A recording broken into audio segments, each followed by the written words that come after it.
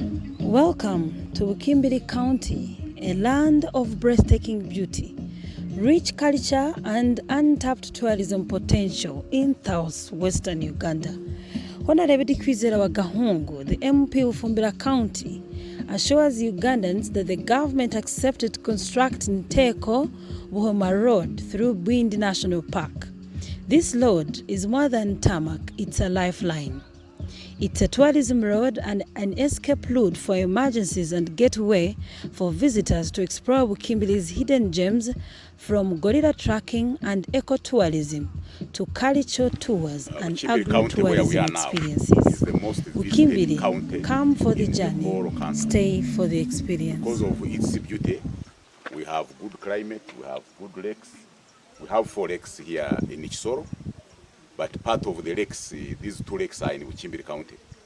Lake Mutanda is in Bwindi, Lake Mule is in Bwindi, and the other mountains across at the border with Rwanda and with the DRC. The big mountain is Muhabura Mountain.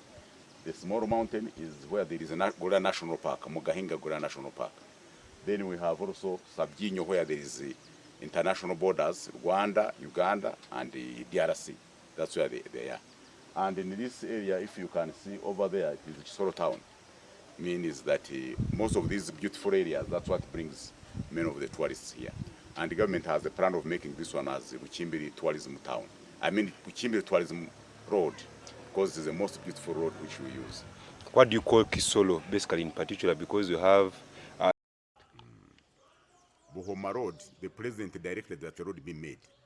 Minister of Works and the UNRA, which was UNRA then, is now one ministry. But government planning follows every calendar year. Then we have also an issue of the local governments, both in Kanungu and in Chisoro. They all need the road, and the community needs the road. This is 17-kilometer road. But for it to be made, we must have an environmental impact assessment.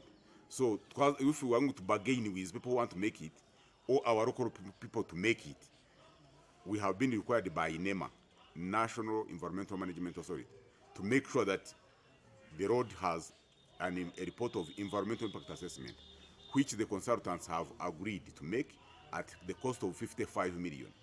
If we wait for 55 million to come from government, it might be another year. So we are going to consult with our friends. So I want to read the drive, get the 55 million, give it to the consultants, they make the report to NEMA, and the NEMA allows us to make the road. So that now people can have free movement between Kanungu and Chisoro to promote trade, security, tourism, and people will be happy.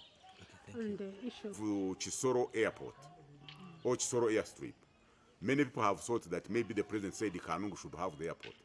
It is because of the question of land in Chisoro. Government has identified and talked to the people who own land around the airfield. Government is now in negotiation with them, and they want to be compensated, and they give away. Even this hill which it breaks like the clearance between Muganza, that hill is going to be, they are going to deal with the owners and be reduced. Such now there is enough clearance. When you are coming from Chanika side, you can land on the airstrip. And that airfield is going to be at least 3 kilometers. Currently it is 1.3 kilometers. So, but they want to make it sure at least is 2 kilometers and 800 meters. So that it can now have many flights from Kigali, from Goma, from Kampala. It can be an international flight. Instead of bringing only 11 people, now we are going to get flights which can bring about maybe 50, maybe even 100. And the advantage with that one is that the government is going also to establish an immigration point. So that in case someone has landed from Kigali and he has not passed from the border, so there will be an immigration to make sure that now those people who are crossing from Congo, if they land there and they want to come to the people, they have their passports stamped on. That's what we are working on as Chisoro people. So now at this completion, do you think that is going to... Oh, of course, this is the promotion of tourism in Chisoro and at international level. Because now people can fly from outside countries and they will be landing there. So it is not only the Hoima airport they are going to do, but even Chisoro. There is enough money because Chisoro is the most visited district in the whole country. Yeah.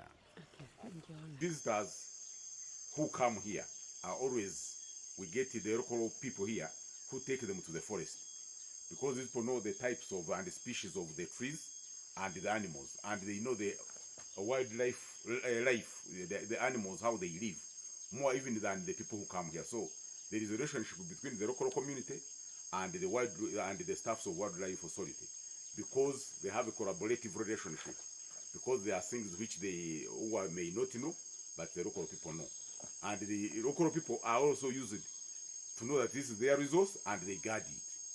That's very important.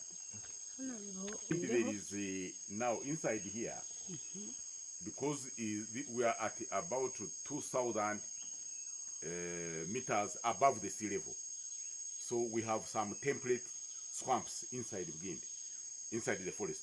So there is called the Bwindi. There is a swamp which is inside there, where the animals go and they swim, and that's Bwindi. They said this is Bwindi. So because of that big swamp, wetland, that's how they said all of this is the Bwindi. They said the Bwindi bwa Nyiramukari, because people used to say that there used to be people there originally, historically. So when they say Bwindi bwa Nyiramukari, means that there are some families which used to stay there, but now they left. So that swamp, which is called Bwindi, is the one they say this is the Bwindi forest now. No, this forest was, it used to be still a conserved area, and it used to be like a game park, but not gazetted as a national park.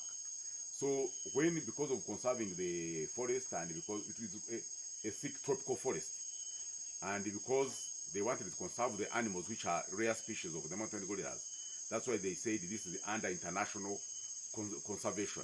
It is under UNESCO, and it is also known in the whole world as one of the forests that the animals which are there, the mountain gorillas, are not in many other countries. They are here and only in wa-Gahungu. Those are mountain gorillas only. So you can see that the species, because they are rare, they are new. I mean, the species are not everywhere. They are conserved, and that was done in early 1990. That's when they conserved them. And you see that many people used to do farming on the forest. These animals would come and invade their crops. So the land here did not have value. So many people came and bought land. But now many people have bought land and have displaced the local communities, because the land is now have gained a lot of value, more than before. But now instead there is a change of leasing. Like when you go to some areas of like Nyabari, Mora, and other areas, instead of selling wholesale forever for perpetuity ownership, they are now starting to have a relationship with landowners, and they are now leasing. They pay you per year, they use your land, and then there's a collaborative relationship, and you continue using it as a tour operator, but also the owner of the land gains something.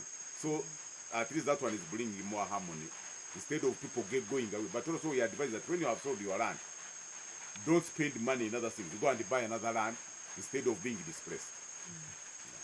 So